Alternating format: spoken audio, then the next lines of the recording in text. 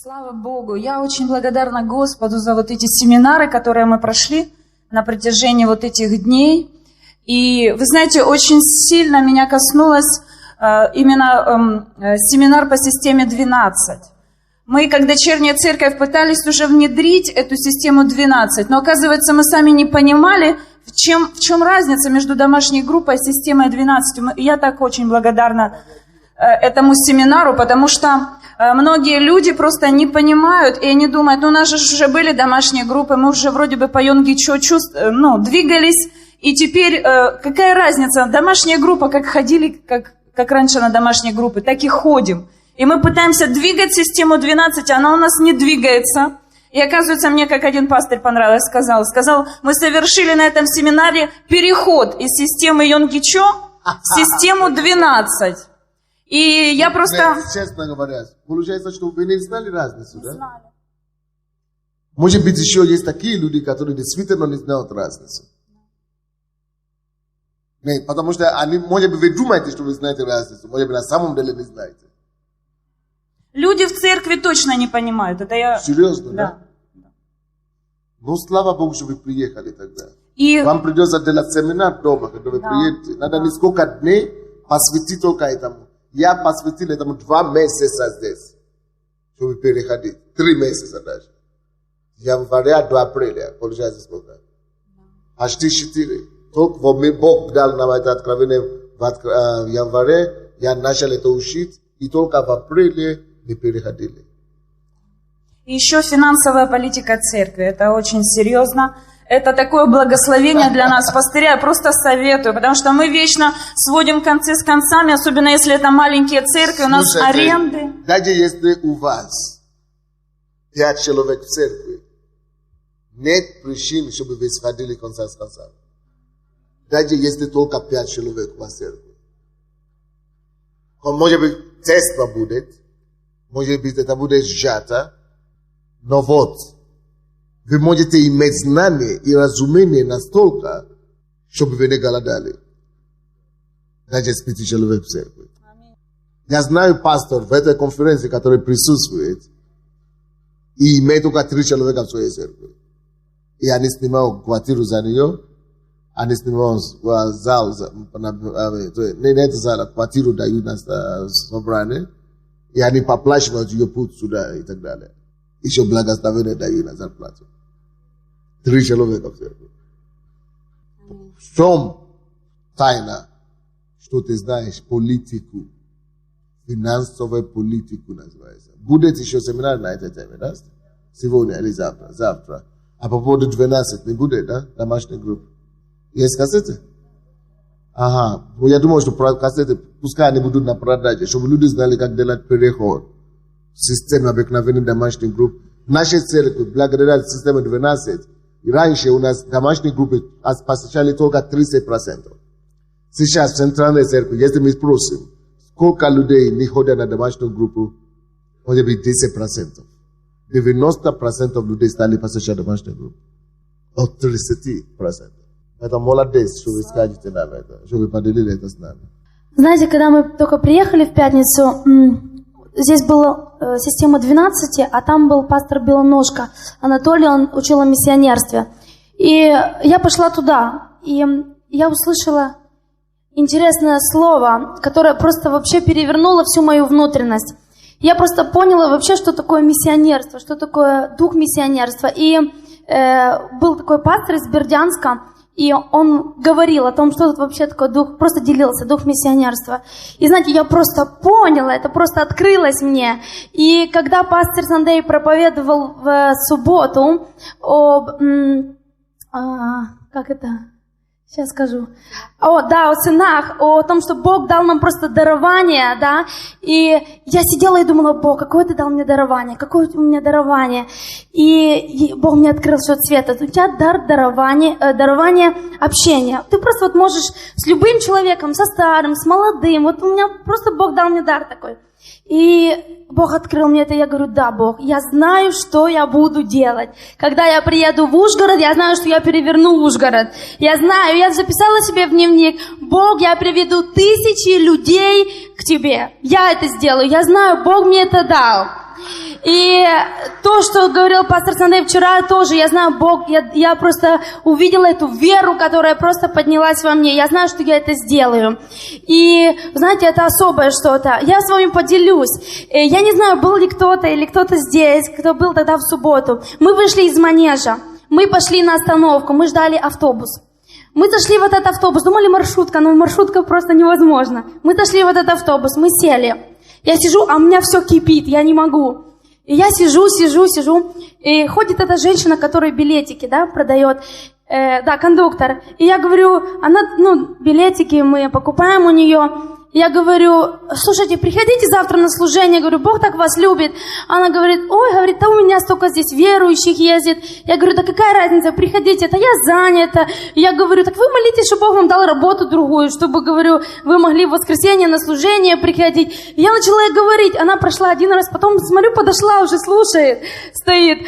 Прошла второй раз опять, а вы оттуда, Говорю, да, потом подошла, какая-то женщина еще просто зашла. Я говорю, слушайте, в общем, 4 человека, а потом ребята какие-то, говорю, на мужское служение приходите. В общем, я говорю, Бог это засвидетельствовал во мне. Я говорю, Бог, я просто могу, аминь. Спасибо, это жена пастыря из Ужгорода. Обратите внимание, что все, кто выступает, это пастор или жена пастора. И это семинар для пасторей. Только вечером, сейчас будут опять семинары. Вот эти семинары, каждый из вас после второго, после вот этого, на второй, после перерыва, вы будете иметь возможность выбрать. Если у вас есть с собой ваши людей, вы разделите все по всем семинарам. В следующий раз надо всегда обязательно приезжать сюда только с помощниками. Обязательно, чтобы вы могли распределить их. Потому что больно будет, что вот один говорит о 12, а ты один. Ты мог только пойти на миссионерство. А ты не можешь и 12 слушать, а ты не можешь 12 слушать, а ты не можешь тут слушать, а ты не можешь 3 слушать. Прежде всего, вы можете взять кассеты тех семинаров, которые были по системе 12, по миссионерству. И также сегодня будет для вас специальный семинар. Пастор Александр Дзюба будет вести семинар «Команда пастора для открытия церквей». Это, думаю, полезно тем, которые уже будут открывать свои дочерние церкви. И также пасторское служение будет делиться пастор Галина Коробка. Поэтому выберите то, что вам ближе к сердцу, что вам нужно, и приходите. Значит, здесь 2 только у нас. 2 пастора. 2 сегодня. И вечером будет пастор Сандей. А завтра будет бизнес-семинар и о прославлении, и финансовая политика в церкви. Завтра будет 3. Значит, сегодня 2, значит, открытие новой церкви и пасторская команда. А потом второе, это пасторское служение. Поэтому и то, и другое нужно. Я не знаю, как вы распределите себе, но важные вещи. Я была на семинаре об администрации, который вел пастор Андрей Куксенко. И очень большое благословение получила, потому что тот опыт, который был приобретен в результате длительного служения в этой церкви пастора Андрея, это очень полезно для молодых служителей, для молодых пастырей, потому что сейчас у меня именно в моей церкви такой период, когда я ставлю уже администрацию, и для меня очень было важно слышать... Поймите, что если вы не грамотны в администрации, я не имею в виду про администрацию только работать с бумагами, я не имею в виду администрацию только офис, я имею в виду структуру. Если вы не грамотны в этом вопросе, вы будете хромать. Выше 200 человек, если вы подниметесь, это просто благодать. Но выше 1000 вряд ли вы вообще поднимете. У нас разработан специально набор таких положений и материалов именно по администрированию. Это целая вот такая папочка. Если вы не были на этом семинаре, вы можете подойти к администратору, пастору Андрею, и он поделится с вами, вы можете приобрести это. Поэтому обращайтесь в офис, пожалуйста. Вы поняли, да? Это говорят, что какая разница между коммунизмом и по капитализму, да? Кто-то говорит, коммунизм все для всех, и значит для ничего для никого. А капитализм все для человека. Вот, я это мне напоминаю капитализм, то, что мы сейчас делаем. Семинары эти пасторские, все для человека. Все мы делаем, чтобы вам помочь состояться и подниматься. Не просто общие проповеди, но вещи, которые могут конкретно вы можете брать и использовать практически по возвращению домой. Очень интересный подход именно к административному служению, его развитие. Просто я для себя очень много получила интересных, очень назидательных моментов. И та инструкция, та папка, которая была выпущена, я вижу, что в этом вложен огромный труд и просто опыт посольства Божьего и опыт администрации. И я думаю, что это для каждой церкви будет огромное благословение и просто подсказка для каждого пастора. То есть не надо долго думать своей головой, выдумывать. Это уже все есть. Надо просто взять и повести свою церковь. И также то, что для меня было, в принципе, каждое служение – это огромное благословение. Но еще я была по социальной работе. Был семинар, который организовал Саша Крец и бессмертная Людмила. Это тоже люди, которые имеют опыт работы со структурами государственными, общественными структурами, именно те, которые занимаются социальной работой. И были очень интересные моменты, когда... Если у вас нет социальной работы в церкви, значит, я могу здесь сказать точно, что у вас влияние на общество нет. Да, очень важно. Значит, ваша церковь просто занимает галочку места, но у вас нет влияния на общество. Все, я могу вам сейчас сказать. Церковь, она проникает во все структуры, она призвана просто нести Царство Божие во все структуры общества. И были очень важные такие подсказки, как общаться с начальником, как ходить в кабинет, с чем приходить, как не делать. И я для себя просто увидела очень много моментов, просто ошибок, которые я делала лично в своем служении. И для меня теперь очень большое подспорье их опыт и та тоже методичка, которая была выпущена этим служением. Там очень много полезных вещей собраны в очень тоненькой книжечке, но просто сжатый такой материал, который просто необходим для того, чтобы идти в государство и просто свои программы переносить в государственные структуры и как это может на самом деле работать церковь вместе с государством. Это практический опыт. Хочу сказать, что вы, которые приехали на эти семинары, учиться – это мудрость. Учеба не вредна, она только полезна. Почему я это говорю? Потому что я думаю о себе. Если бы мне кто-то мог подсказать эти все вещи, когда я начинал церковь, если бы кто-то мог мне подсказать, я не знал, что бы я натворил просто. Потому что я знал, какой ценой приходится все это выбивать через откровение перед Богом. Годами какие проходят, чтобы это все дойти до этого всего. И чтобы мы практиковали еще, чтобы результат был. Добрый день, церковь. Я присутствовал на семинаре о юридическом минимуме для служителей и пастырей. Это благословение для меня, потому что я понял, что я ничего не знаю. И я понял, что я нахожусь в большой проблеме, как пастор церкви. Если вы пастор церкви, у вас нет юридический отдел, или нет юридически грамотных людей, у вас нет людей, которые работают в этом направлении, дьявол может просто вам построить в любое время. Построить так, что вы захотите возненавидеть и пасторство, и служение, и все на свете. Потому что это неприятности большие могут быть с властью, законом. Моя первая молитва, которую я молился после этого семинара: Боже, помилуй меня. Или благодаришь, что ты сохранил до сих пор, да? Да, и благодарение за сохранение. Почему? Потому что действительно открылись глаза, я в проблеме. Но я верю, что Бог милует меня, и просто по благодати я верю, что то, что я здесь сегодня, и я научаюсь, это Его благодать и милость ко мне. Поэтому то, что я получил для себя, вы знаете, законы на Украине, может в России, может в Белоруссии, которые издаются, они издаются Богом. Потому что те законы и то начальство, которое заслуживает народ, то оно и получает. Но я вам скажу больше, что каждый закон, он должен работать на нас, не против нас. И каждый закон, который есть в отношении религии, в отношении слова, в отношении совести, он должен работать на нас. Но если мы не знаем этих законов, они будут против нас. Да. Если незнание закона, оно не освобождает от ответственности. Если придут к нам и скажут, почему так, мы скажем, а мы не знали. Но закон-то существует, и мы должны знать. Вы знаете, хотя бы минимум. Я понял одну вещь.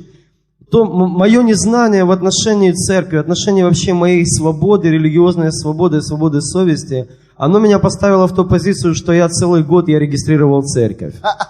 Целый год я ездил, я приезжал, мне говорили, буква неправильная, запятой нету, того нету, этого нету. Они выдерживают сроки в отделе по религии. Потом я приезжаю через 3 месяца, мне возвращают эти документы. Я думаю, что здесь я не один такой.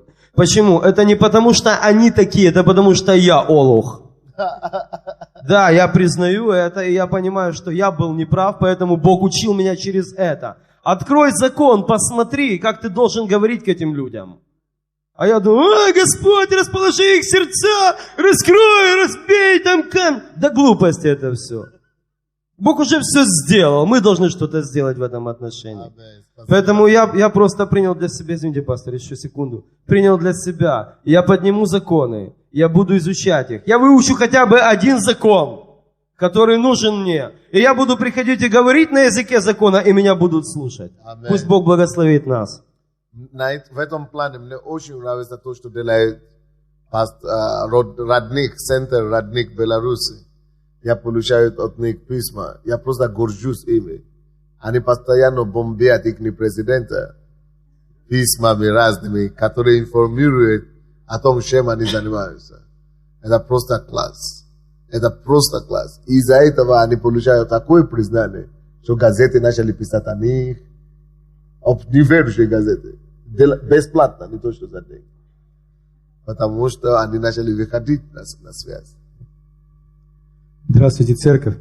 Я приехал из Гамбурга, и я учился здесь в прошлом году, в Иисусе Навине, в позапрошлом году. И я думал, что я уже все выучил и все знаю. Но когда я стал пастором церкви, оказывается, я не знаю, как вести церковь. Поэтому я вас ободряю, кто в Иисусе Навине, проходите администрацию. Проходите администрацию. И я был сейчас вот за эту неделю на 3 духовных советах здесь в церкви. Это мне дало больше, чем я в Иисусе Навине учился. И еще, я приехал сюда специально, чтобы научиться администрированию. И у меня это получилось. Я был на этих семинарах, я посмотрел, как вести финансы. Здесь такая мудрость. Я тоже раньше занимался бухгалтерией, но это не бухгалтерия. Здесь нужно действительно мудростью Божией руководить. Потому что здесь все связано. И я понял, что я вообще ничего не знаю. И здесь есть то, что можно получить. Теперь у меня есть это знание, как там делать администрирование, там у себя. Это первое. Второе, я постоянно, когда учился в Иисусе Навине, мы постоянно ходили на ночные. И я думал, что ночные это не проблема. Но когда я там опять стал вести церковь, я увидел, что я не знаю сам принцип, как проводить ночную. И знаете, за эту неделю, пока я здесь, я был на 4 ночных. Чтобы мне понять, духом понять, откровение получить, как проводить ночные. Между прочим, надо семинары делать на эти вещи. И знаете, сегодня ночью была молитва за пастора здесь. Было немного людей, всего 14 человек было. Но эта девочка, которая вела, лидер заболел, и девочка просто вела. Знаете, у нее мудрости больше, чем у меня. У пастора, да? И я сидел, и эти ребята, которые ходят на ночную по 2-3 года, у них столько мудрости. Этот давал афоризмы о любви. Я думаю, я это у Майлса Монро читал и у пастора Сандея читал. А он вообще просто прихожанин церкви. Понимаете? Это дают ночные. И сегодня ночью я просто понял, что такое ночная. Бог меня открыл это. Амен. И третье. Пастор Сандей проповедовал пятницу и субботу о вере. Я думаю, многие пережили это. Я понял, что я неверующий. И я тоже. Я тоже это понял. Я понял, что я неверующий. И я теперь знаю, что надо делать в Гамбурге. Надо стать верующим, да? Да. Здесь есть все. Я верю, что все, что здесь есть, оно перейдет туда. И я знаю, что город Гамбург – это украинский город. Амен. Потому что там открылось посольство Божье. Амен. Спасибо. И была на бизнес-семинаре. Мне недавно Бог открыл мою новую землю, которую я должна овладеть. Но я не знала, что такое миссия. То есть мне чего-то не хватало. И на этом семинаре я получила слово, что любой бизнес должен иметь свою миссию. То есть я должна знать свою миссию. Я должна эти деньги, часть средств, которых я зарабатываю, чтобы они пошли на ту миссию, которую Бог мне откроет. И после этого семинара я четко знаю свою миссию. Я четко знаю, куда я буду влаживать деньги, которые я буду зарабатывать. А то, что я буду зарабатывать, я в этом не сомневаюсь. Амен. Потому что Бог меня благословляет. Класс. Спасибо, дорогая. Всем добрый день. Я еще тоже хочу добавить и поблагодарить нашего пастора Санде об этих вечерних проповедях. Вот я не знаю, как другие, но я до 3 часов ночи я не могу заснуть. Вот мы вчера с пастором Наташей говорили именно о вере. И действительно мы говорим, и наша цель идти и овладеть землей. Но когда мы читаем историю еврейского народа, то мы понимаем, что они не вошли из-за неверия. Мы действительно хотим слышать очень большие вещи, такие проповеди, какие-то такие закрученные, но мы забываем простоту. И действительно, то, как мы верим в спасение, мы должны верить во все остальные вещи, которые Бог дает нам. И я просто говорила, Бог просто помилуй. И то, что я заметила, что мы как пастыря, мы редко начали говорить о вере, учение даже делать в своих церквях. И я поняла, я просто приняла решение возогревать свою веру постоянно. И я приняла решение периодически, как пост я летний периодически слушаю. То есть пастор Санде, он сказал, и я думаю, что он не просто так сказал, что вообще мудрый человек, он понимает, что если он говорит, то это не просто так. Я уже несколько раз также прослушала, и я поняла, что эти кассеты, я думаю, что сегодня будет продолжение, это просто потрясающе. Я просто умоляла Бога о милости. А я удивляюсь, дивом дается. Я сам, я же старший пастор считается, да? Учусь на эти конференции, на эти семинары. А я вам скажу сегодня, вы не поверите, что только 25% нашей церкви здесь. Остальные 75% гуляют. Не члены. Я имею в виду пасторей. Не приехали. Почему? Мы есть пасторство Божие. Мы уже закончили пасторскую конференцию, школу, лидерскую школу. Мы уже, или наоборот, мы заняты, или наоборот, у нас что-то такое. Класс. Молодец. Тебе целую в твоем отсутствии. Что они такие умные. Даже те, которые в Киевске. Сколько из Киевских даже здесь? У нас 30 пасторей в Киеве. 100 пасторей в Киеве. Только. Может быть, 10% есть. Гиганты. Народ приехал. И я думаю, что нужно с самого начала приезжать. Это о том, что на посте говорилось, что Бог альфа и омега.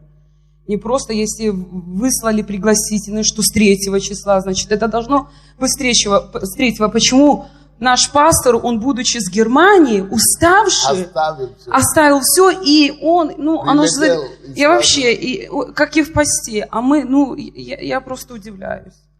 Мне нету слов. Мы такие большие, мы не можем оставить свои церкви, Господи. Я просто удивляюсь. Мы такие уже большие стали. Действительно, Бог сам будет допускать эти поражения.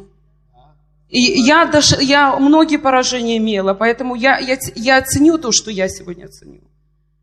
И мне все равно, я оставляю, мне не важно. Я говорю, как хотите, молитвенное делайте служение хвалы, но я буду здесь. Если выслан пригласительный с 3, я удивляюсь, с киевских пастырей. Я просто вообще, что действительно Бог возьмет такой бич и будет бить. Пастор, вы извините, конечно же. Но это крик моего сердца. Миссионерский центр устраивает ночную, Боже. Люди, пастыря, уставшие с дороги остаются, я не могу уйти, мое сердце кричит от боли. Я вообще думаю, что, киевских пастырей нету, тех, которых близко нету. Они даже не, я мечтала попасть на эту ночную, думаю, Боже, это за миссионеров. Я сама на каждой ночной молюсь за всех этих миссионеров. Я даже церковь приучила, садишься есть, благословляя каждого миссионера. Потому что сколько миссионеров, они умирают от голода, может быть. Я благодарю Бога за миссионерский центр. Вообще поблагодарить хочу пастора вас и пастора Анатолия. Что вообще, насколько они оперативно работают. Так легко расслабиться. Видишь маленький успех, так легко расслабинку дать. Так легко расслабиться. Но я благодарю Бога за Его милость, что меня постоянно, как пружинок, закручивает, постоянно нельзя. Я думаю, что если мы принимаем решение, Бог дает благодать.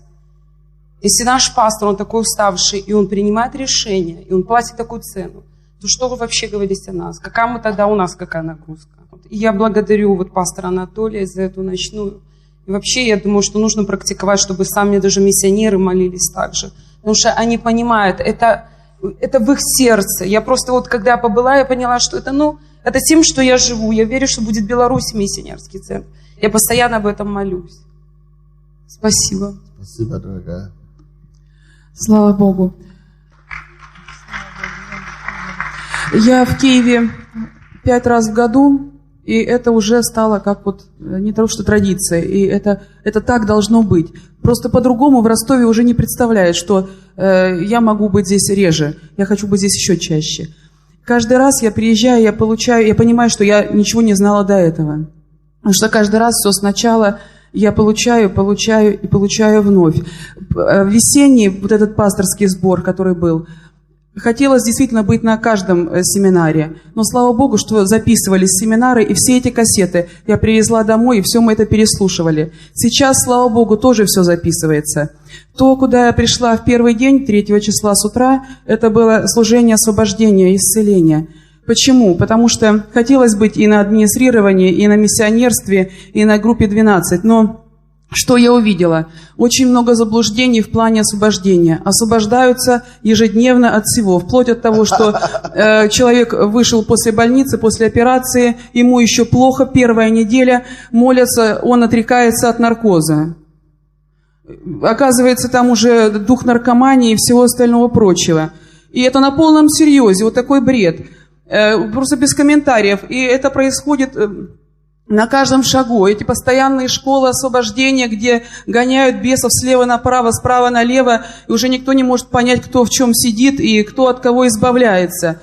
И я, честное слово, слава Богу, Бог меня миловал, и я в этом как-то никогда не разбиралась, и слава Богу, наверное, что в этом не разбираюсь. Те проблемы, то, от чего меня Бог освободил, меня Бог освободил. На меня никто не возлагал руки. Это Бог делал сам. И я знаю то, что слава Богу, пастор Константин, я просто выписала, я, видно, Оскара насмотрелась, когда выходит с листочком, благодарю Бога там и так далее. Я тоже с листочком вышла. Таблетки. Он дал просто 4 таблетки конкретные. Никогда не бойся, это таблетка номер 1. Номер 2. Вспомни о том, что сделал Господь в твоей жизни. Таблетка 3. Смотри глазами веры. И таблетка 4. Благодари Бога. И все. И ты будешь освобожден. Я просто знаю, какие пилюли прописывать теперь, приехав в Ростов. Слава Богу за эти семинары. И, честное слово, действительно, у меня боль моего сердца, что я могу приехать только в небольшом количестве. Сейчас, слава Богу, приехала тоже с лидером служения. Но нас должно быть больше. Действительно, нужно привозить всех лидеров. Спасибо вам, пастор, большое. Освобождение – это такой думаран еще, или как мы говорим.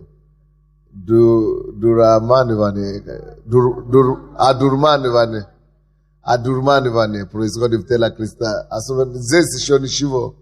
Особенно на Западе. В принципе, вы должны знать, что освобождение – это реальность. Это реально. Бог есть Бог, который спасает и освобождает.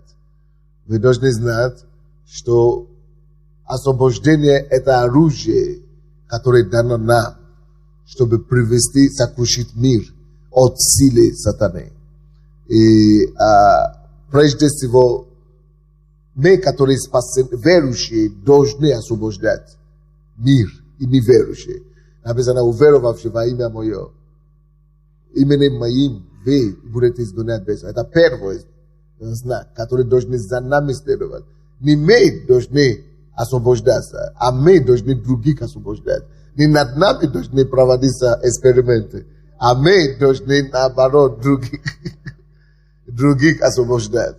Конечно, некоторые слушают, есть некоторые верующие, которые действительно надо освобождать, потому что они жили, может, в греха, или они имели необновленный ум, и они себя пустили в себе все, что хотят. Но это, или занимались оккультизмом, или были связаны с бесами. Действительно, нужно их освобождать. Но это должно быть единичный случай. Если церковь обучена, если церковь слова и веры, если церковь наставлена, если есть хорошее учение в церкви, то из церкви должны начинать, но не из церкви мы должны искать бесов. Наоборот, каждый верующий должен выходить на улицу и искать бесов.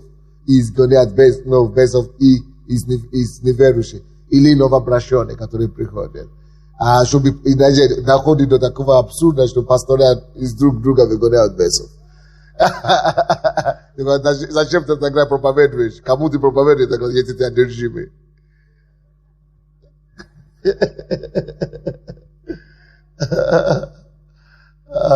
Господи, помилуй. Господи, именем Иисуса, спасибо еще раз за то, что мы слышали. Помоги нам всем делать правильные выводы, чтобы мы могли брать из того множества стола, который ты накрыл, чтобы ты мог, Господь, дать нам понять и дать нам мудрость брать все, что нам надо, чтобы наше служение двигалось вперед. Тебе слава и хвала во имя Иисуса Христа. Весь народ Божий сказал. Откройте Второзаконие опять. Вчера было Второзаконие, начала конференция. Будет много Второзакония на этой неделе. Второзаконие 6 глава. Потому что там мы видим образ. Я признаюсь вам, что когда я только что покаялся, я даже не открывал Второзаконие. Я думал, что это закон Моисея, и что там читать. Ничего там нет для нас. Оказывается, что там больше, чем даже в Новом Завете, некоторые книги, можно найти, что для нас.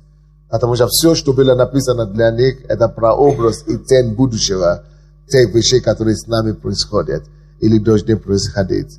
И это, книга Беззакония для меня теперь это фильм, это как наглядная картина наше сегодняшнее христианство в Новом Завете. Это наглядные эпизоды, как мы должны жить победоносную жизнью и угодить Богу и исполнять Его волю. Второзаконие 6 глава, 20 по 25 стихи. Если спросит у тебя сын твой в последующее время, говоря, что значат все уставы, постановления и законы, которые заповедал вам Господь Бог ваш, что значит? То скажи сыну твоему, рабами были мы у фараона в Египте, но Господь вывел нас из Египта рукою крепкой. И явил Господь знамения и чудеса великие, и казни над Египтом, над фараоном и над всем домом его перед глазами нашими. А нас вывел оттуда, чтобы вести нас и дать нам землю, которую клялся отцам нашим дать нам. И заповедал нам Господь исполнять все постановления сии, чтобы мы боялись Господа Бога нашего, дабы хорошо было нам во все дни, чтобы сохранить нашу жизнь, так и теперь. И всем будет наша праведность, если мы будем стараться исполнять все сии заповеди перед лицом Господа Бога нашего, как Он заповедал нам.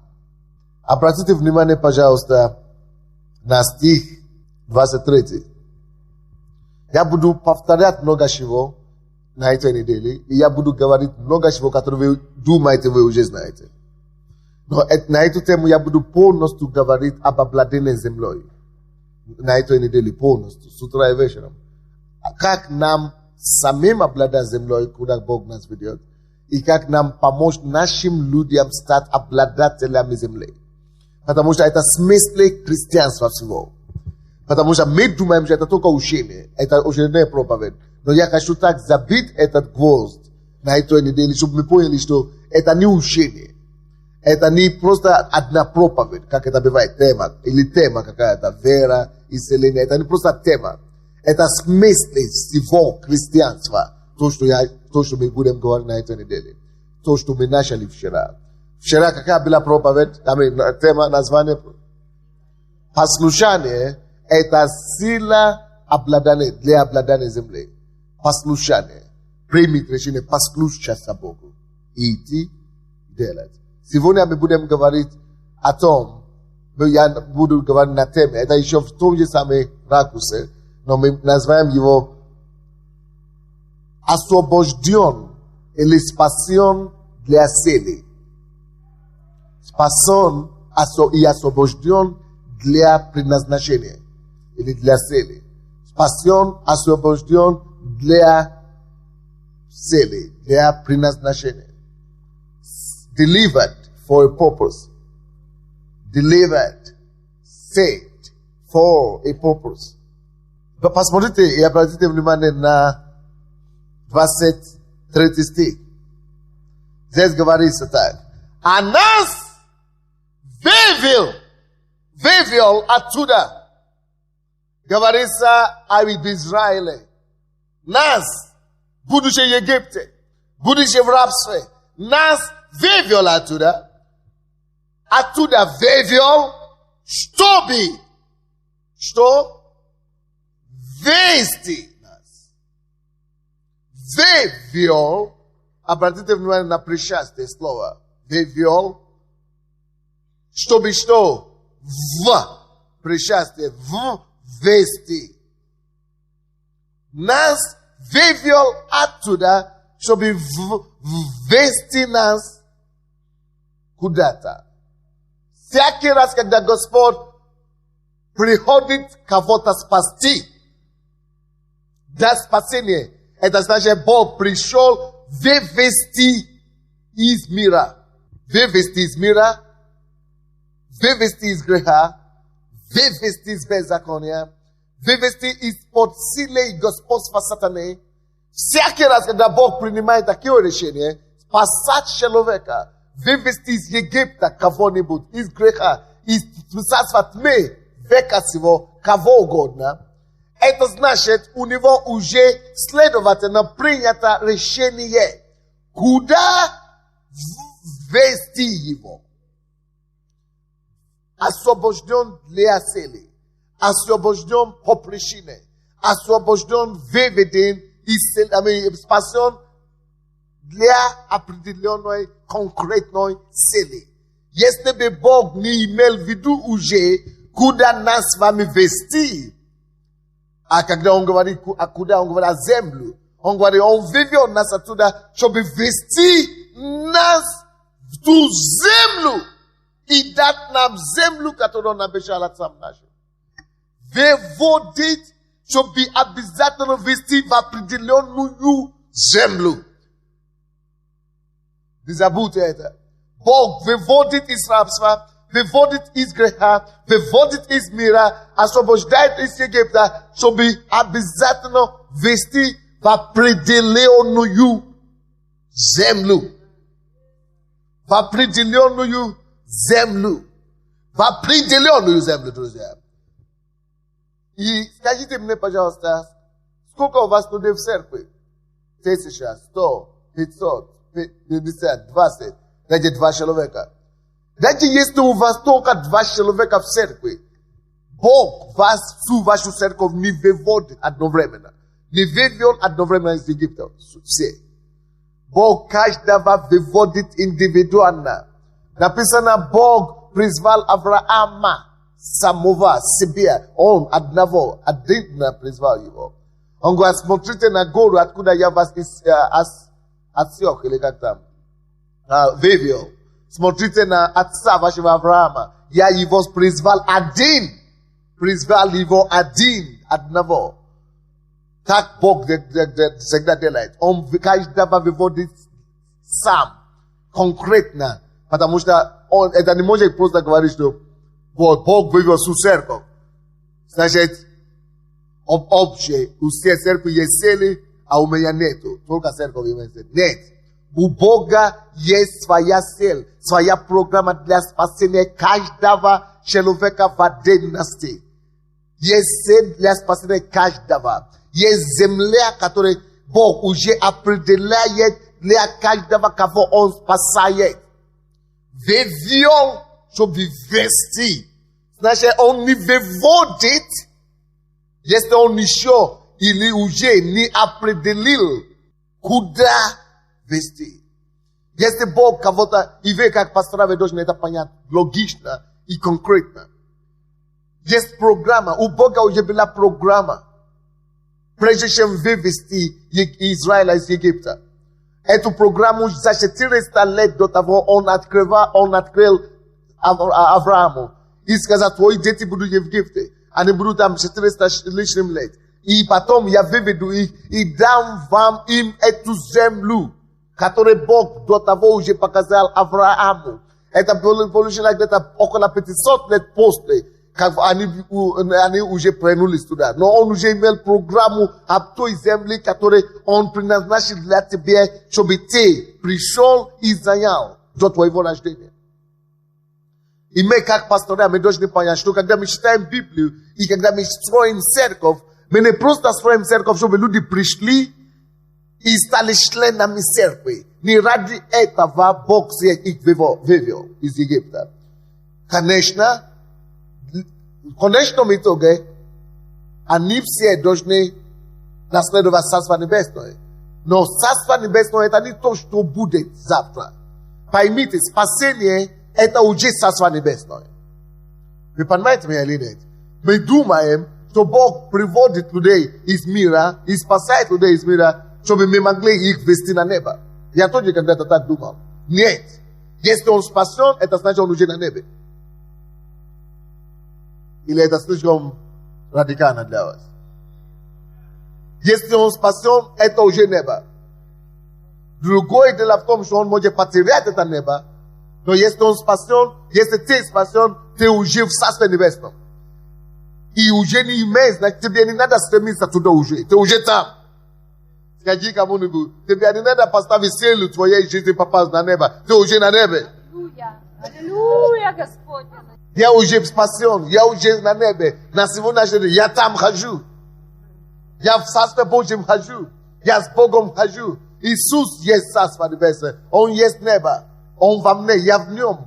Бог во мне. Я уже спасен, я не стремлюсь попасть на небо. Потому что Царство Божье что? Внутри вас есть. Царство Божье не будет, когда ты выйдешь, когда ты умрешь. Царство Божье не появится, или ты не попадешь в Царство Божье, когда ты умрешь. Нет. Царство Божье уже что? Внутри вас есть. Ты не идешь в Царство Небесное после смерти. Царство Божье уже что? Внутри вас есть. Он говорит, пускай никто вас не обольщает, пускай никто не скажет, Царство Божье вот там будет или там. Некоторые еще так говорят сегодня, что Царство будет там вот. Живи хорошо здесь, а потом ты туда попадешь. Либо ты уже там сейчас, либо ты вообще туда не попадешь. Кто не знает, что он уже в Царстве Небесном, что он уже спасен на сегодняшний день, то ты туда не собираешься. Поэтому для чего тогда мы спасены? Мы спасены, чтобы быть спасены, мы уже спасены в Царстве Небесном. Зачем тогда Бог нас хранит здесь на земле? Потому что ты нужен ему здесь на земле. Он нуждается в тебе здесь на земле. Поэтому он тебя спас, перевез в Царстве его небесное. Ты уже в этом Царстве, чтобы ты мог утвердить и распространять это Царство, которое он уже принял внутри тебя, здесь, на эту грешный мир. И чтобы ты мог обладать этой землею, которую Он тебе указывает, присутствием и господством, и владычеством царства, которое внутри тебя. Он уже имел программу до твоего спасения, что я его спасу, и вот ее спасу, чтобы она повлияла на молодежь. Ты можешь пойти пастором, да, где-то, а он говорит, ну, занимайся пастором, когда ты дойдешь, ты пойдешь заниматься тем, к чему я тебя призвал. Если он, даже до того, как ты спасена или родилась, он уже думал, я ей даю жизнь, и я имею план, когда я ее начну звать в царство. Если она послушна, она не потеряет годы в миру, она сразу пойдет в царство. А дальше я ее приведу в царство. Бог есть логичный Бог, программный Бог. Он программизировал все. Он уже программировал, что она будет заниматься молодежью. И если это то, что он запрограммировал внутри нее, это уже живет в нее. Она это будет где-то чувствовать, что это мне нравится. Но она может пойти по другой профессии. Она может пойти учителем, или кем-то, или врачом, или адвокатом, или... И это твой выбор. Но если человек умный, он просит у Господа. Чем ты хочешь, чтобы я занимался? И когда Бог тебе открывает то, что мы называем твое призвание, это должно стать твоей землей обетования, куда ты должен пробиться через пустыни всякие, и через все народов, и эти все противления, чтобы войти туда и начинать заполнять эту сферу молодежи, влиять на молодежь, где бы ты не был.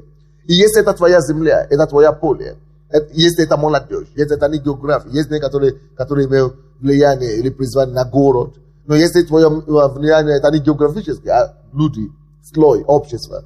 Это значит, не важно, где ты находишься. Если это твое призвание, это твоя суть должна стать. Это твоя жизнь должна стать. Ты живешь ради этого. Ты исполняешь цели твоей жизни. Ты осуществляешься.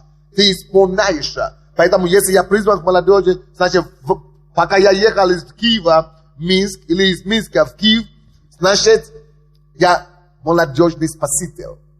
Я освободитель молодежи. Поэтому в поезде я спасаю молодежи. Когда я в вокзале, я спасаю молодежи, потому что это моя суть, это моя суть, это мое содержание. Я к этому призван. Я это вас учу сейчас, не потому что вы это не знаете. Вы меня уже слышали много раз. Я специально повторяю, потому что я хочу, чтобы вы все перестроили ваши проповеди в этом русле. Чтобы вы приехали домой и начали, ваших людей внедрять в них, забивать это в их голову так, чтобы они знали, что это моя жизнь, это моя суть. Это как я пастор. Я пастор и на санатории, и на улице, и в магазине, и в супермаркете. Я являю жизнь. Каждый должен иметь что-то, какую-то суть, какое-то содержание, ради чего он живет вот так. Он знает, что я создан для этого, нести Бога куда-то. Поэтому нам дано заповеди, чтобы хранить нас. Поэтому нам дано Слово Божие, чтобы наше отношение с Богом было сохранено, чтобы я мог стать сильным через Слово Его, чтобы я мог стать сильным Богом, чтобы Бог мог стать сильным во мне, чтобы Бог мог стать Божьим во мне. Я храню себя для Бога, я напитаюсь Богом, чтобы я мог Его привести. Его присутствие, Его царство, Его порядок. Что такое царство Божье? Это правление Бога. Чтобы принести Его правление, Его порядок, Его законы, Его умозаключение, принести в сферу молодежи, куда Он меня призвал. И это значит везде, на улице. Это значит в казино. Где бы я ни был, я спаситель их. Я их освободитель. Я высвобождаю это присутствие на молодежи. Вот что значит земля. Это моя земля. Каждого человека, вы должны знать, он вас выводит, чтобы что? Он тебя выводит, чтобы что? И я не побоюсь сказать, друзья, что некоторые из нас сегодня, как я сказал по пастору, она пастор, пускай делает. Но если бы я знал, что мое призвание это молодежи, даже если я пастор на сегодняшний день, я буду это рассматривать как средство. Само пасторство как ступень. Или как средство, через которое я достигаю или как платформа, на котором я стою, чтобы именно мое призвание исполнить. И многие есть такие из вас сегодня, пастыря, которые это не ваше призвание. Но из-за того, что вы этого не знаете, вы занимаетесь этим. У вас какие-то успехи скромные, но у вас ревность по Богу, вы хотите состояться. Вот почему надо понять конкретно, что вам не живет, кого я должен достигать. Даже будучи пастором, это пасторство уже не будет конец сам себе. Это уже не будет само твоя цель. Ты знаешь, что я пастор, я на свой начин Богу, чтобы я пастором, но вот это всего лишь платформа, через которую я обладаю моей конкретной территорией. Молодежи, семьи, детей и так далее. Каждый должен знать. Или не, который есть пастор. Ты призван быть пастором. Хорошо. Но не, который призван быть пастором по местной церкви. А не, который призван быть пасторами над пасторами или на территории. И принести влияние и управление Царства Божьего над людьми, куда они призваны. Итак, 23 стих. А нас вывел оттуда, чтобы вести нас и дать нам землю. Даже чтобы мы все сказали, вывел нас, чтобы вести нас туда и дать нам землю. И дать нам землю. Бог вывел меня, чтобы вести меня в мою землю. Мой вопрос тебе, какая твоя земля? Особенно если вы лидер в церкви, или если вы пастор, вы не только должны знать, какая ваша земля. Вы должны уметь помочь каждому человеку в вашей церкви, чтобы он не болтался. Слишком много церквей, которые мы имеем члены, 100 человек, 200 человек, 1000 человек, которые просто болтаются. Они только сидят в церкви, будучи спасенными, и ждут их смерти. Перестреляй их, чтобы они быстрее попали на небо, как они думают. Может быть, это им поможет больше. Потому что они пользу, ни общество не приносят, ни Богу не приносят, ни тебе, пастор, ни церкви, ничего. Если они небо ждут, тогда отправь их туда побыстрее. Перестреляй их, чтобы они побыстрее попали на небо. Это проблема. Это проблема, друзья. Когда мы имеем церковь, народ, сплошный народ сидит, и ты только их посчитай легче. Проповедь. Воскресенье, среду. Они приходят, а потом ты расстраиваешься. Почему меньше пришел? А потом где-то ты радуешься больше. И все получается, что ты просто строишь эго себе. И вот у меня больше уже стало. Нервы опять подводит, когда меньше стало. А потом, потому что ты не знаешь, что с ними делать. И большинство церквей мира в таком состоянии. Только мы построили церковь. Люди приходят, каются, слава Богу. Но после того, как они покаялись, ты, как пастор, доведет это до них или нет, то Бог вывел из Египта, дал им спасение, чтобы вести их в свою землю или нет. Ты поможешь твоим людям это понять или нет? Ты донесешь это до них или нет? Ты доведешь это до них или нет? Что слушай, ты не просто вывел. Бог не просто тебя вывел из Египта, чтобы ты сидел. Церковь это не Царство Божие. Царство Божие уже внутри себя. Церковь это часть Царства Божие. Но Царство Божие не только в церкви. Царство Божие должно быть везде миру. Вот почему Бог дает каждому свою землю. Чтобы Царство Божие действительно было везде. Не только в церкви. В церкви уже понятно. Весь мир знает, что Царство Божие в церкви есть. Но Божья цель, чтобы Царство Божие было во всех точках земли, во всех слоях общества, во всех сферах жизни, чтобы кто его понесет туда? Я, который уже принял Царство Божие, и я обучаюсь в церкви. Церковь это всего лишь штаб подготовки, место, где я учусь и где мы учим, и снаряжаем людей, чтобы они стали сильными. Вы помните, вчера мы говорили, написано, соблюдайте Евангелие, соблюдайте заповеди. Когда вы будете хранить заповеди, чтобы ты укрепился. Храни заповеди, чтобы укрепился ты. Заповеди и учение, и проповеди, и церковная жизнь. Для того, чтобы люди были снаряжены и имели веру на то, чтобы посмотреть на свою землю, куда Бог призвал их. И видеть, что реально Бог, я могу. Я уже быть накачан в церкви. Я уже стал сильнее в церкви. Я уже вижу, как завладеть эту землю. И чтобы я мог уйти из церкви, из воскресения, из понедельника, до следующего воскресения, обладая мою землю и наполняя присутствием Божьим и законом и постановлением Христа. А так, не только будем иметь бродящих верующих, которые ходят с одной церкви в другую, потому что нечем им заниматься. У них нету цели, у них нету направления, нету компаса. Пастор, ты должен стать этим компасом для них. Или как называется? Компас. Бог никого не выводит из мира и не приводит спасти свою церковь или через тебя без того, что у него уже было предназначено. Раньше еще до тебя, пастор дорогой, крутой, это же я его спас. Это же через меня он спасся. Это же ко мне Бог его привел. Не, до тебя, дорогой. Уже имеет для него силы. А ты даже готов с Богом драться, что а чего он перешел в другую церковь. Как будто Бог его создал для тебя. Привет, дорогуша. Бог не для тебя его создал. Даже не к тебе он его привел. Ты знаешь, кого он привел? Мы думаем, Бог привели ко мне в церковь люди. Нет. Он привел их. Он вывел их, чтобы их привести в их землю.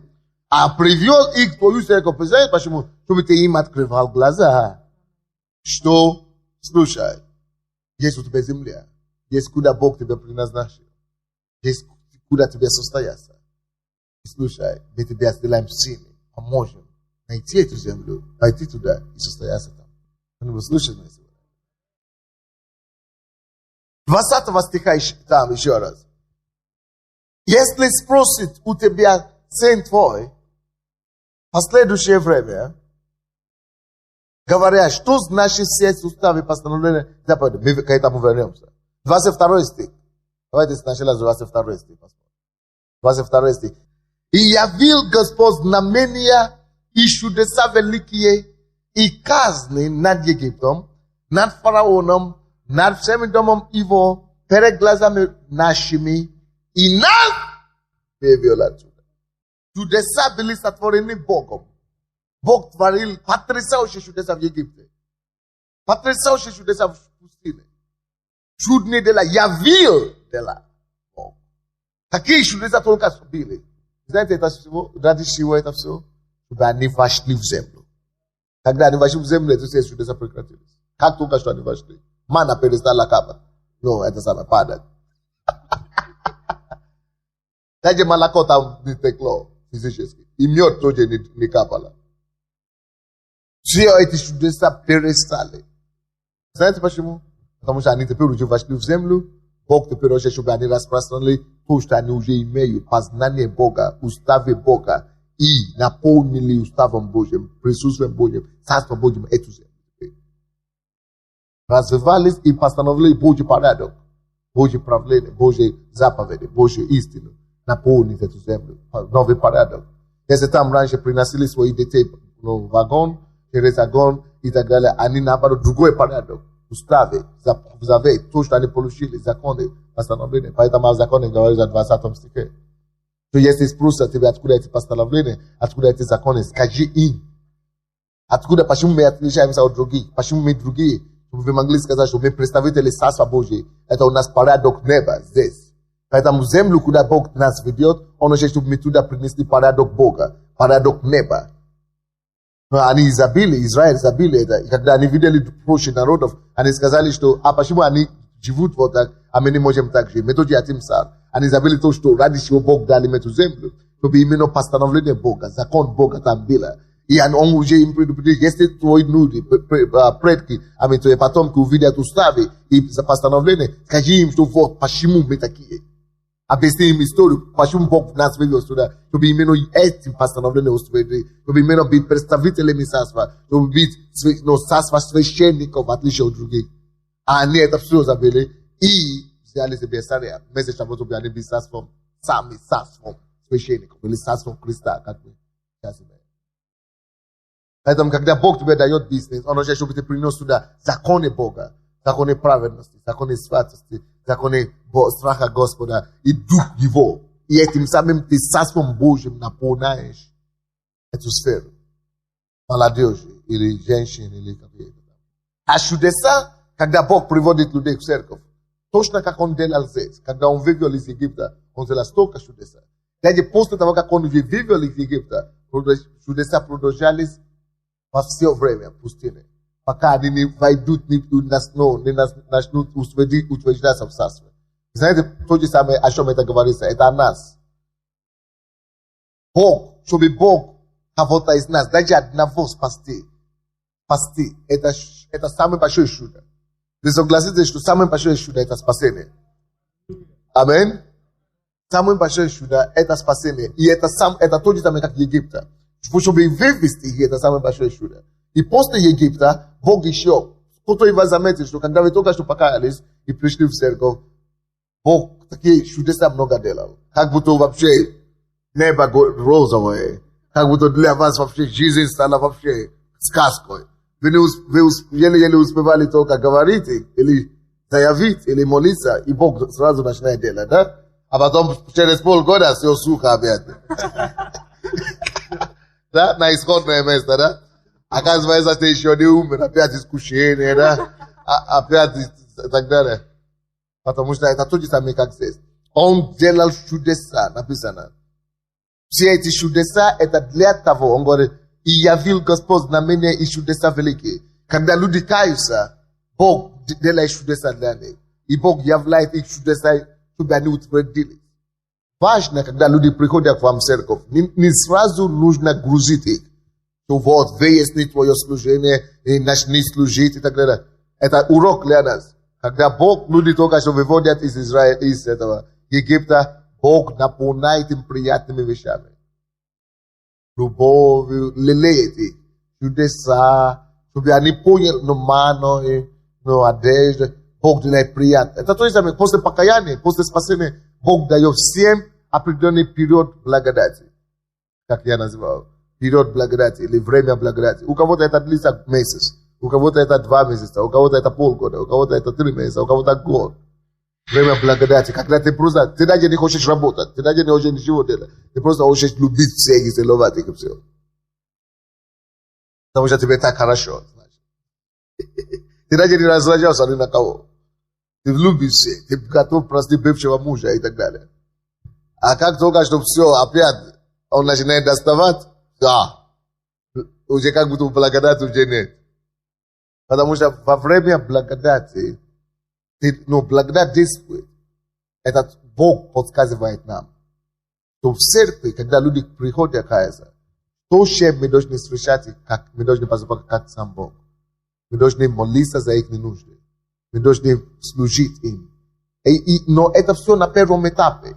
Вот почему в нашей церкви мы не делаем, может быть, даже пастора не все знают, но я вам это объясню. Мы делаем очень, каждое служение мы всегда молимся за нужды людей. Потому что мы понимаем, есть люди, которые первый раз, или еще новые, или еще не утвердились, надо их лелеять. Надо их восполнять все их нужды.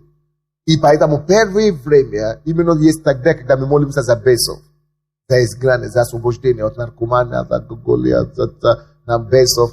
Именно первое время, когда люди приходят в церковь, тогда они нуждаются в этих всех заботах, освобождении, очищении, чудесах. Тогда они нуждаются больше всего.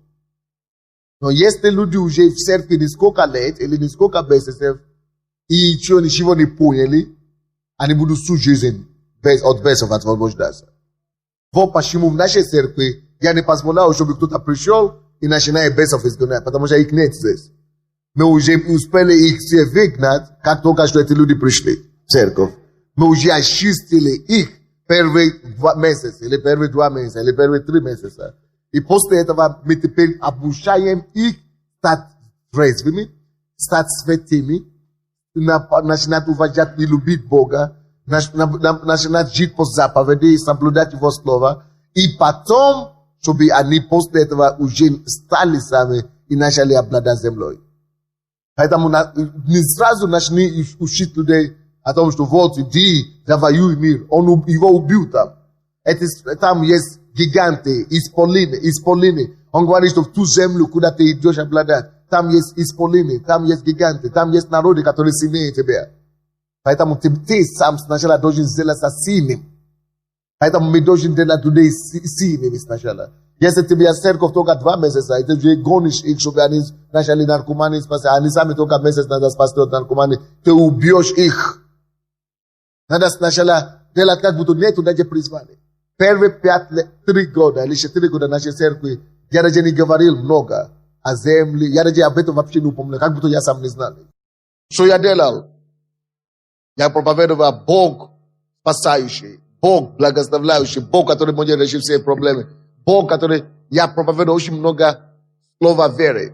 Очень много веры, очень много процветания, очень много вначале, потому что это то, что им нужно. Они пришли с багажами из мира. Они пришли с проблемами. И я хочу показать им великого Бога, который может решать все их проблемы.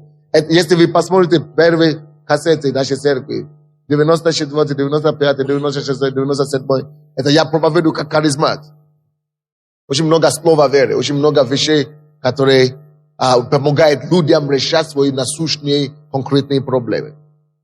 Но после 98-го я начал проповедовать о проблемах, я начал проповедовать о том, как брать ответственность, как начинать нести служение и так далее. А потом после 2000 года я начал проповедовать о том, как им стать последнего и ставить перед собой целью стать главой. Первым. И после стать главой. И чтобы они начали идти в мир агрессивно. И начали заявлять на себя повсюду. И теперь я выхожу на другой уровень. Чтобы каждый понял, что у него есть своя земля. И чтобы это не стало, чтобы он не сидел в церкви. Чтобы он начинал идти обладать землей. Поэтому первые годы наше влияние в основном только в Киеве. Потом в втором этапе начали выходить заявление о нас. Но наша основная церковь еще в Киеве. Но уже все слушают о нас. Но на третьем этапе уже другой. Не только мы в Киеве все слушают о нас и приезжают к нам. Уже наши идут повсюду бить и начинают творить то же самое, что в Киеве. То есть мы не только в Киеве теперь, а и уже в других местах. А потом уже пойдем теперь в другой этап. Мир начинает слушать о нас. А потом после этого следующий тоже этап. И вы должны понять, что есть степени, как Бог действовал и творил своими людьми. Все то, что я говорю, вы знаете. Но важно, чтобы вы, как служители и пастора, не только знали. Важно, чтобы вы знали динамику, как вести водить людей. И тогда я говорю некоторые простые вещи, якобы, да, или некоторые вещи, которые вы уже знаете, или я говорил. Но я спою его, чтобы она стала проще. Я делаю фундамент, я делаю систему, я ищу его делать системой. Я не просто ищу, чтобы это было темой, которую ты просто знал, побежал, уже знал. А я ищу, чтобы это стало уже, я ищу его, внести и внедрить саму структуру жизни, чтобы это автоматически люди уже все начали так мыслить, так жить и так далее. И вы должны это тоже делать. Алло, если ты пастор или лидер, и ты не знаешь, что с твоими людьми делать, ты потеряешь их рано или поздно. Если ты лидер или пастор, и ты имеешь людей, и ты, конечно, рад, что ты имеешь людей. Но если ты не знаешь, что делать с каждым из них, ты его потеряешь рано или поздно. Потому что он будет ходить, сначала слушать тебе по воскресенье, попкорн, и когда ты говоришь, он может так ходить 2 года, 3 года, потом ему уже не интересно. На 4-м году он начинает знать, что еще есть какая-то церковь подобная в городе. На 5-м году он начинает слушать другие кассеты. На 6-м он начинает говорить, что ты не такой. На 7-м все совершится.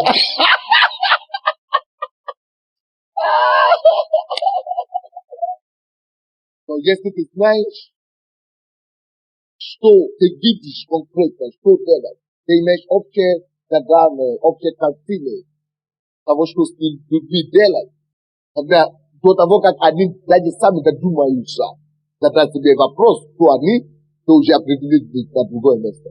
Они как будто они сидят на реке, и река просто их выносит. Они сами просто, они не успевают очнуться, как они уже на другом уровне развития. Они просто не успевают очнуться, как они уже поставили крышу, как ты уже двинули дальше, как ты уже, они двигаются, как он говорит, я нес вас на орлиных крыльях. Вот это орлиные крылья не хватает всегда, потому что у пастора нет общего видения, куда вообще вести. Поэтому он не может, он даже не способен нести их. Не то, что на орлиные крылья, даже на плече одного не может нести. Здесь члены твоей церкви должны жить, и их жизнь должна быть для них как орлиные крылья. Они должны иметь только одна проблема, не успевают двигаться так быстро, как ты ощущаешь. Не успеваю переварить все благодати, возможности, которые ты открываешь перед ним. Кто-нибудь понимает мой язык, наблюдая даже за нашей церковью, кто-нибудь здесь понимает, о чем речь идет. Если кто-то потерялся в нашей церкви и не знает, что делать, ему не интересно, не чувствует, что он нужен или он может знать, что делать, это только может быть по одной причине. Либо он со мной еще не столкнулся. Это первая причина. Значит, точно со мной еще не столкнулся. Во-вторых, потому что люди могут быть в нашей церкви, даже 10 лет со мной не надо столкнуться. Но, во-вторых, несмотря на то, что он даже со мной не столкнулся, он все равно должен быть на это длинное крыло через своего лидера или через своего пастора. А если он ходит в нашу церковь и потерялся, он не может себя найти, и по этой причине отошел из мира или пошел в другой церкви, это значит, что он попал под каким-то лидером, который либо искал своего, либо не понял сам ничего, или что-то подобное. Или лидер, который точно не делает то, что я им говорю. Который просто имеет свою программу и все. А так, если все двигаются вот так, это действительно орлиные крылья. Так что чудеса нужны, но всему свое время. Поймите, друзья, чудеса и знамения должны быть в каждой церкви каждый день. Но поймите, чудеса и знамения не есть цель для себя. Почему я не привез, не сторонник евангелистов в церквях?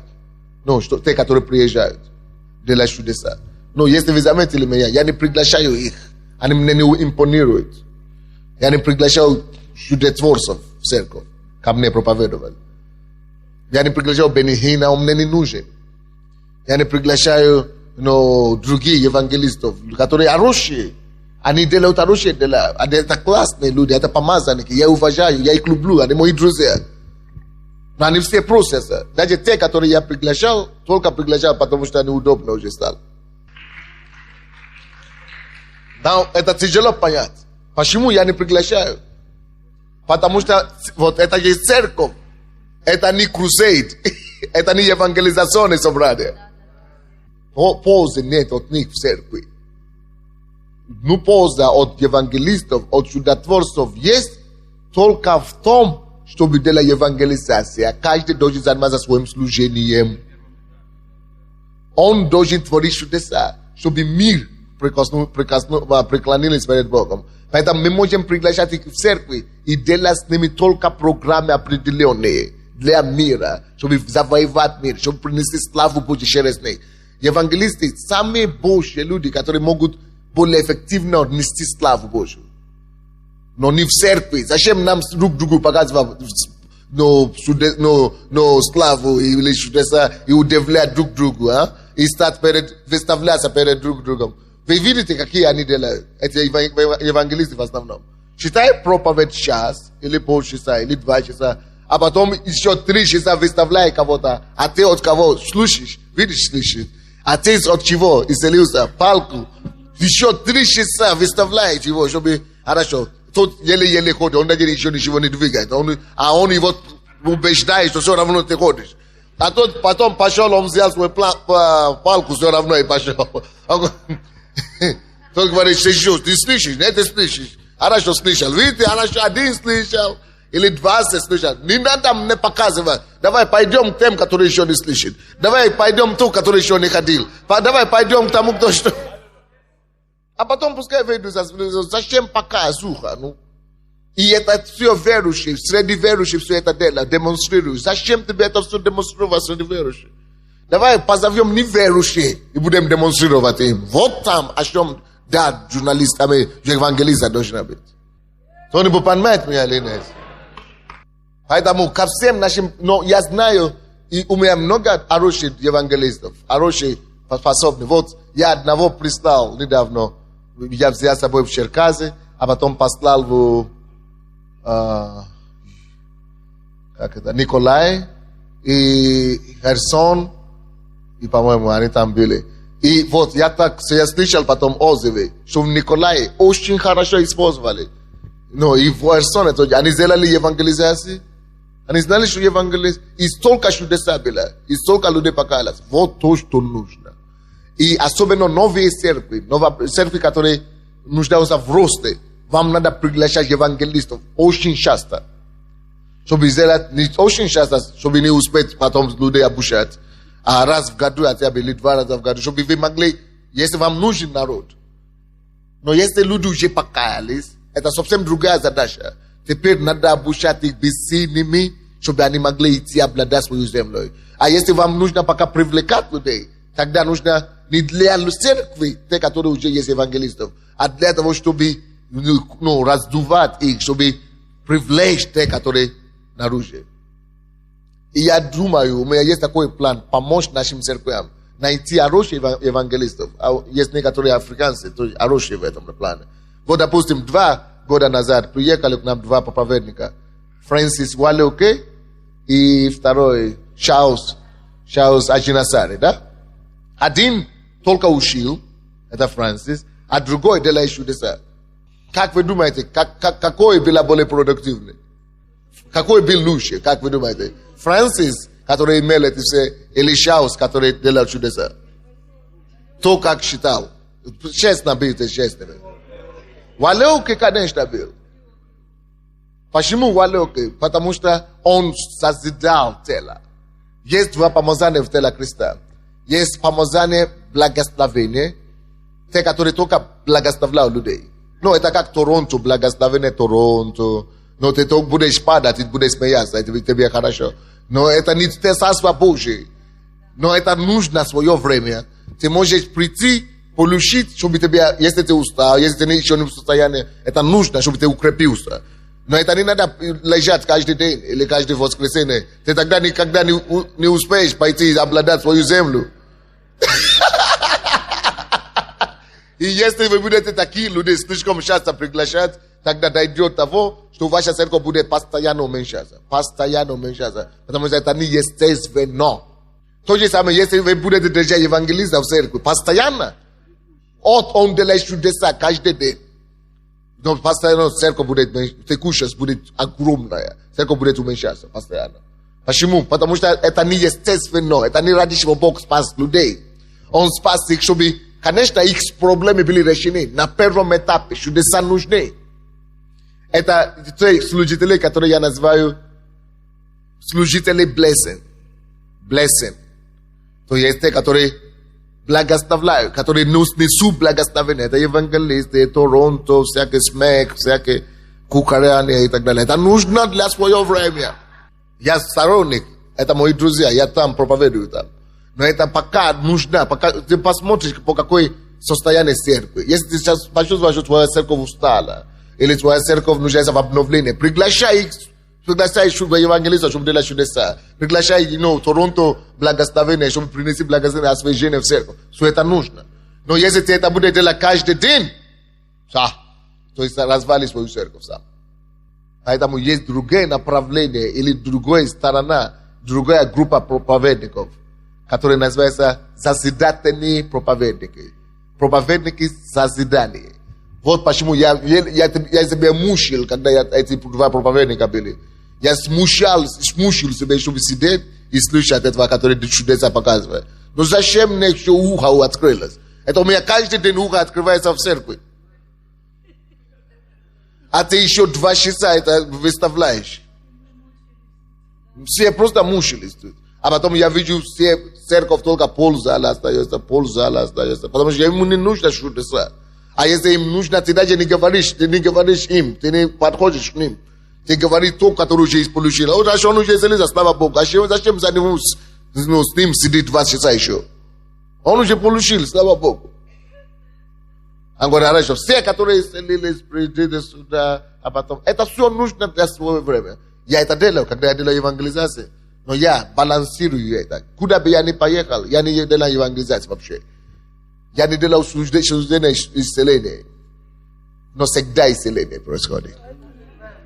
Нет служения, которое я делаю, чтобы чудеса не были. Еще больше, чем те, которые делают рекламы. Почему? Потому что там, где есть Бог, его сила действует автоматически.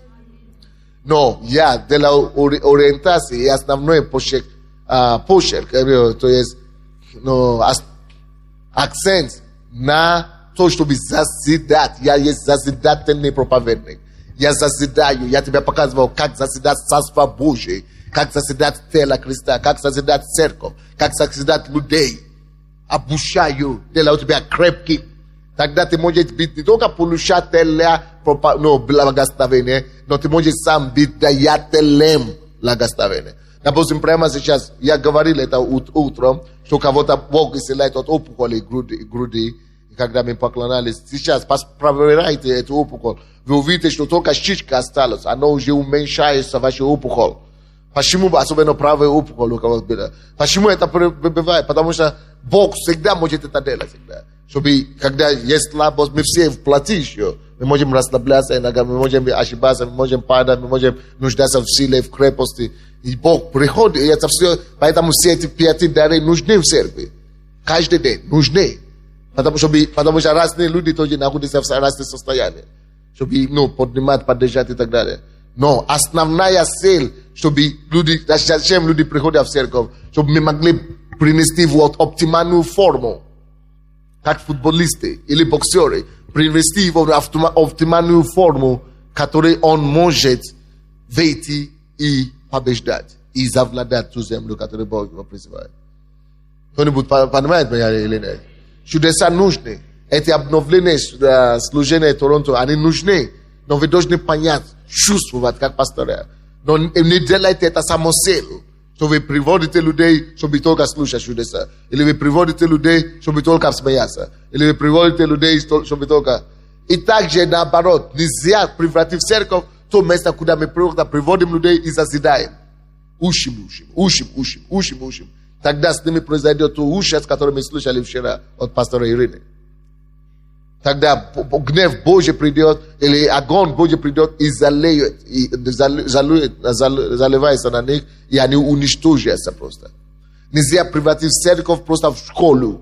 Церковь это не школа. Это место, где ты снаряжаешь. Это церковь, где ты подталкиваешь.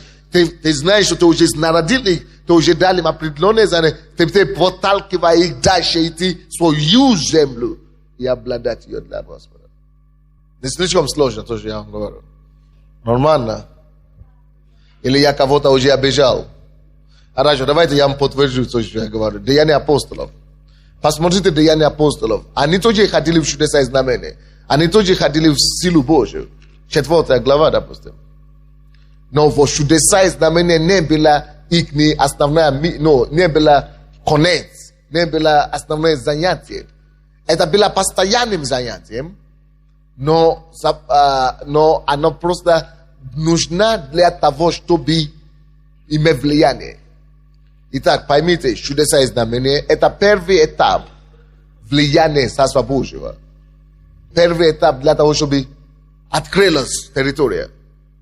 Поэтому евангелисты всегда посылают, чтобы открывать новые территории. Чудеса и знамения эти нужны, чтобы открылись чтобы люди открыли сердце, чтобы привлекать людей к Богу, чтобы открыть путь выхода из Египта, чтобы открыть дорогу в пустыне, чтобы решение вопроса были. Вы понимаете, о чем речь? Все чудеса знамения Библии, которые, деяния апостолов, которые были, допустим, 4 глава, 7 по 12 стихи. 7 по 12 стихи. Но если у вас нет чудеса и знамения в вашей церкви, вам вообще не надо быть в служении. Потому что они нужны. А то у вас будет мало эффекта. И поставившие их посреди спрашивали, какую силою или каким именем вы сделали это.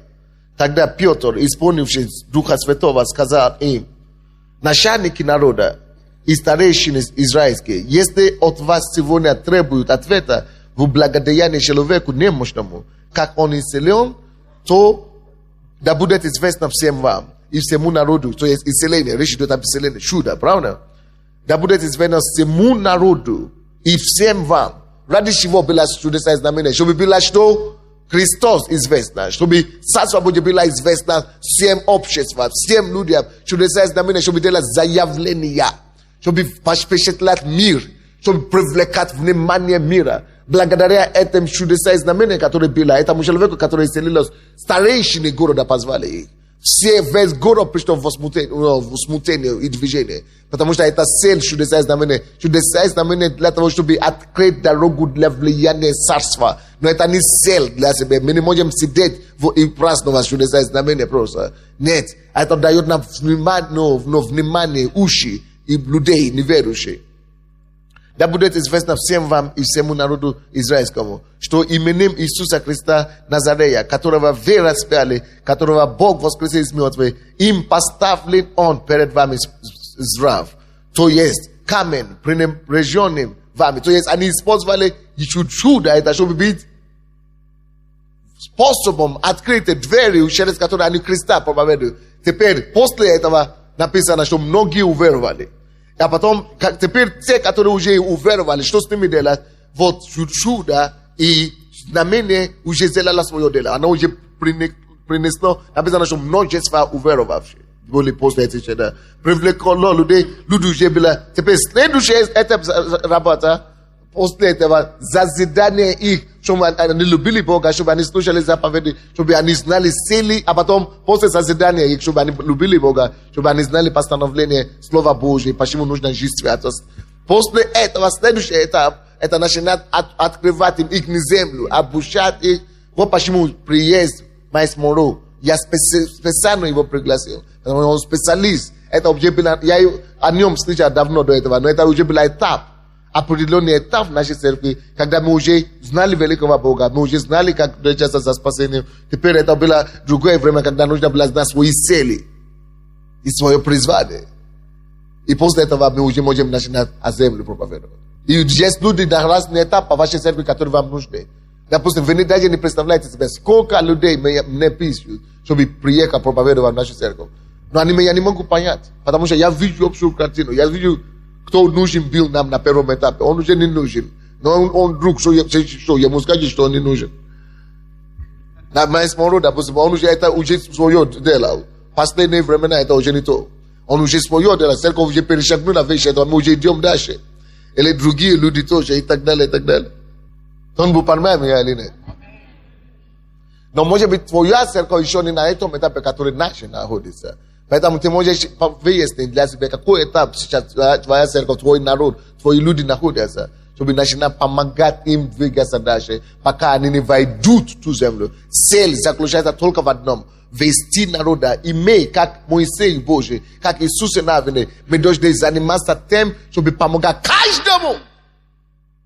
Вести каждого, кто под нами. Вести его, быть уверен, что я ему помог найти свою землю. Все, я сделал его счастливым. Я определил его ему место. И в этом моя счастье тоже. Освобожден для цели. Или спасен для предназначения. Кто-нибудь понял или нет? Я не уверен. Вы отвечаете так, что непонятно. Пастора сегодня, вы благодарны или нет?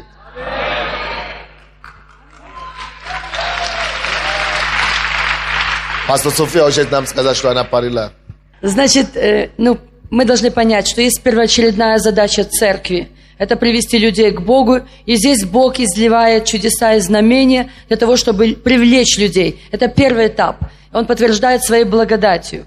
И в этой благодати мы должны принять людей, любить их. Мы должны заботиться о них. Тут и консультирование, тут и молитва, индивидуальная работа. Второй этап. Да, и работа продолжается. Например, у нас в церкви мы это сделали очень хорошо. 3 дня встречи с Иисусом. Это чтобы укоренить людей. Люди покаялись, и 3 дня мы работаем с ними, чтобы вот эту любовь Божию, освобождение, исцеление, искупление, возрождение, они этот этап прошли, крещение и так далее. Потом АБЦ. Вы понимаете, да? Это вот этот первый этап, что к этому принадлежит. Да. После АБЦ мы уже начинаем работать о том, чтобы они были потенциальные лидеры, потом лидеры, служителя, потом, чтобы они стали пастырями и миссионерами. Это, то есть, этапная работа. И, конечно, для чего это делается? Для того, чтобы заявить им о том, что Иисус, Он есть их Господь, и этот потенциал в них есть. Второй этап – это созидающий этап. Это когда мы даем им научающую благодать. И я скажу, что в нашей церкви этого очень достаточно. Это когда мы укореняем людей в Боге, когда мы открываем их потенциал, мы учим их, что именно созидаем их в вере, в святости, в праведности. Мы учим их, кто они есть во Христе Иисусе, как Бог смотрит на них. Третий этап – это мы открываем им цель и призвание, что ты человек цели, ты человек Божьего предназначения, есть потенциал, вложенный в тебе, есть дарование в тебе. Мы открываем полноту Духа Божьего, полноту Слова Божьего для них. И четвертый этап – это этап, когда человек уже готов идти и овладеть землею. Это то миссионерское призвание, которому призвано все тело Иисуса Христа. И вот здесь как раз мы над этим работаем. И это очень важно посмотреть на все эти этапы, особенно пастырям и посольства Божьего, и те, которые приехали в гости. Почему? Потому что каждый год мы проводим конференции. Я заметила такую тенденцию, что пастыря, приезжая сюда, принимая для себя какое-то слово и откровение, в котором движется конференция, приносит это в свою церковь, которая еще не готова все это принять. И губит, это не работает, это губит людей. Потому что особенность посольства Божия, когда вы посланы, когда вы приезжаете в другие города, в другие страны, вы должны понять, вы не должны сейчас питать людей тем, что вы приняли сами. Они не в состоянии этого принять. Потому что есть такое, мы ходим в своем откровении, и мы хотим это откровение передать людям, которые под нами, а они не могут. Поделись своим откровением пастырями, тем, кто с тобой на одном уровне, позвони кому-то. Но ты должен понять, что ты должен вернуться назад, потому что это люди, а их нужно питать молоком. Они маленькие, они еще малыши, и поэтому есть такая опасность. Поэтому принимайте, возьмите кассеты, потому что пастор быстро говорил, может быть, вы что-то не успели законспектировать, приедьте к себе обязательно, переслушайте, и внимательно, если надо, даже стенографируйте себе. Но чтобы вы вникли в это, чтобы вы поняли. И тогда вы увидите, какой рост будет. Определите, на каком этапе сегодня ваша церковь находится. И тогда вы сможете быстро повести их и подняться на другой уровень. Аллилуйя. И я думаю, что не только церкви определить надо, на каком уровне. Каждого человека индивидуально. Знать, как врач каждому человеку какое лекарство давать. Потому что одному можно давать одно лекарство, оно поможет, а другому может побочные действия. Аминь.